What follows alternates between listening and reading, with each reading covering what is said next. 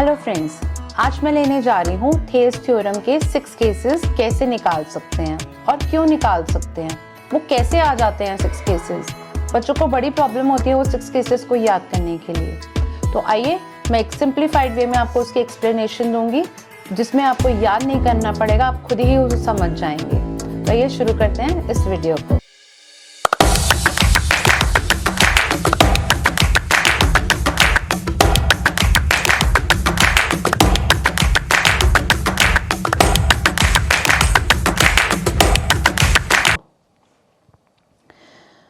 तो मैं लेने जा रही हूँ थेल्स थ्योरम के 6 केसेस।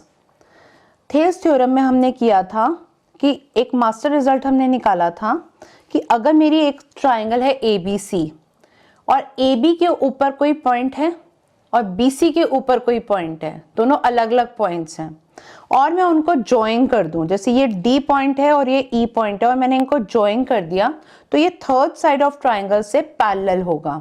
ठीक है, और पैरेलल होने के बाद ये इसकी इस ट्राइंगल की जो साइड्स है उसको रेशो में डिवाइड करेगा और ये हमारे पास प्रोपोर्शन तैयार होगा। अब इसमें मैंने AD/DB इसलिए लिखा क्योंकि ये न्यूमरेटर/ डिनोमिनेटर है, जिसे हम न्यूमरेटर अपॉन डिनोमिनेटर भी लिख सकते हैं।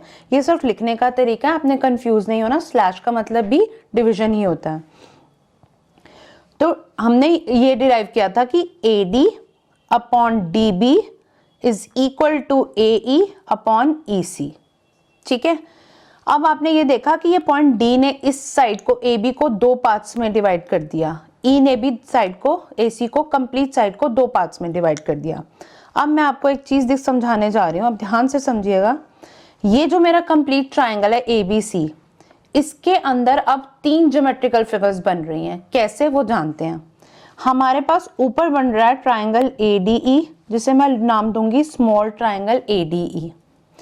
नीचे मेरे पास बन रहा है ये DECB, एक ट्रेपीजियम, क्योंकि ट्रेपीजियम में एक ऑपोजिट साइड पैरेलल होती है, तो ये ट्रेपीजियम बन गया हमारा, और ये परपेंडिकुलर डिस्टेंस सारा सेम है, ये मेरा ट्रेपीजियम आ गया। और मेरे पास एक पूरा ट्राइंगल है AB और C।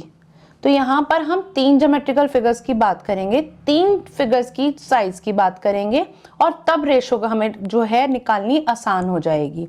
तो आइए सीखते हैं कैसे। तो पहले तो आपको ये क्लियर होना चाहिए 3 फिगर्स कैसे बनती हैं। अब हम यहाँ पर भी यही करेंगे, न्यूमरेटर/डिनोमिनेटर। मेरा मास्टर रिजल्ट जो BPT से आया था, मास्टर रिजल्ट मतलब जो मैंने उसको प्रूफ किया था कि AD upon DB is equal to AE upon EC, ये हमने प्रूफ किया था। अब ये तो मेरा first result as it is हो गया। अब मेरा सेकंड रिजल्ट है ये। अब सेकंड रिजल्ट को अगर आप देखिए तो यहाँ पे AD और DB है, यहाँ पे भी AD और DB है, यहाँ पे भी AE और EC है, यहाँ पे भी AE और AC है, लेकिन फर्क क्या है, ये रेसिप्रोकल है ऊपर वाले का। तो हम फर्स्ट को अगर उल्टा कर दे, रेसिप्रोकल का क्या मतलब होता है कि न्यूमरेटर डिनोमिनेटर अपनी प्लेसेस इंटरचेंज कर लेते हैं। इंटरचेंज मतलब डिनोमिनेटर कहता है तू मेरी जगह आ जा न्यूमरेटर, और मैं तेरी जगह चला जाऊंगा, तो डिनोमिनेटर ऊपर आ गया, न्यूमरेटर नीचे चला गया, तो ये होता है रेसिप्रोकल। तो हमने दोनों साइड्स का रेसिप्रोकल लिया, तो DB ऊपर चला गया, AD नीचे आ गया, EC ऊपर चला गया और AE नीचे आ गया। तो ये हमारा फर्स्ट का रेसिप्रोकल हो गया। तो हमारे ये 2 केसेस तो बहुत ही आसान हो गए। अब मैं लेने जा रही हूँ थर्ड केस और फिफ्थ केस, इनको मैं इकट्ठा लूंगी। क्यों, वो मैं आपको एक्सप्लेन करती हूँ। अब अगर आप थर्ड केस देखिए, इसका डिनोमिनेटर AD और इसका डिनोमिनेटर सेकंड केस का AD, इसका दूसरी साइड का डिनोमिनेटर AE, इसके दूसरे साइड के डिनोमिनेटर AE से मैच करता है। तो थर्ड फिफ्थ केस और फर्स्ट केस को मैं लूंगी इकट्ठा। अब आप देखिए, फिफ्थ में जो डिनोमिनेटर है DB, फर्स्ट में भी डिनोमिनेटर DB, फिफ्थ में डिनोमिनेटर है EC, तो मेरा फर्स्ट का भी डिनोमिनेटर है EC।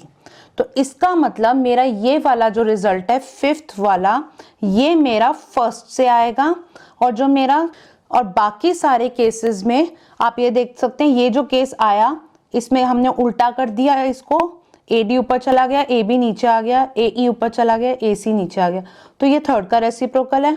और जो सिक्स्थ वाला है वो फिफ्थ का रेसिप्रोकल है। हमने इसमें ए बी को ऊपर किया, डी बी नीचे हो गया, ई सी ऊपर किया, ए सी नीचे हो गया। तो ये जो सारा हमने किया इसमें हमने क्या सीखा कि या तो +1 से आएगा या रेसिप्रोकल से आएगा। अब +1 से कैसे आएगा वो देखते हैं। ये था मेरा मेन रिजल्ट ऑफ बीपीटी और ये है मेरा रेसिप्रोकल।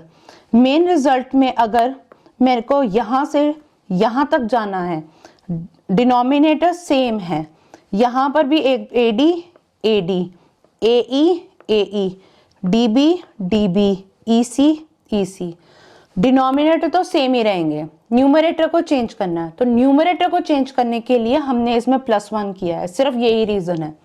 अब जब ये छोटी साइड थी AD, उसमें +1 हुआ, तो जब हमने इसका LCM लिया DB, तो DB ऊपर चला गया, तो AD + DB पूरी साइड बन गई।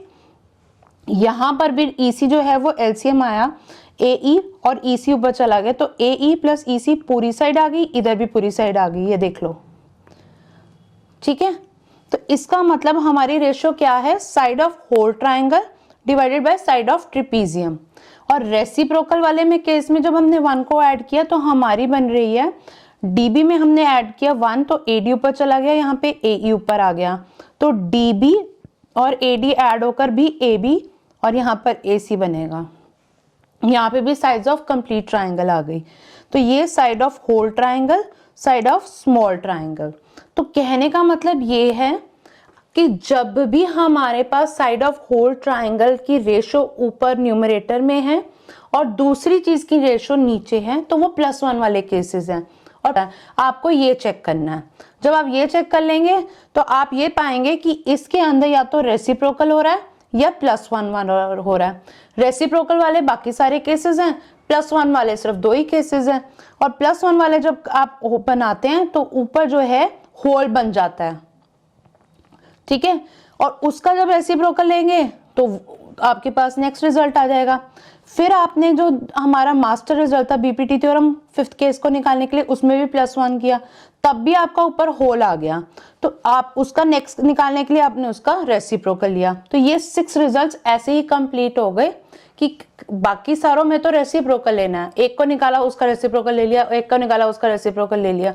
आपको लेकिन पहले ये पता होना चाहिए कि +1 वाले केसेस कैसे निकालने हैं और क्यों निकालने हैं, क्योंकि जब होल साइड ऊपर दी है, ठीक है, तो आपके पास अगर छोटा पार्ट है ऊपर, उसको कंप्लीट करने के लिए आपको दूसरा पार्ट भी ऊपर लाना पड़ेगा, ठीक है, इसीलिए वो होल ट्राइंगल तभी बनेगा, इसलिए हमने उसमें +1 किया है, ठीक है। और 2 केसेस सिर्फ यही हैं जो बीपीटी थ्योरम और रेसिप्रोकल से हमें अचीव हो सकते हैं।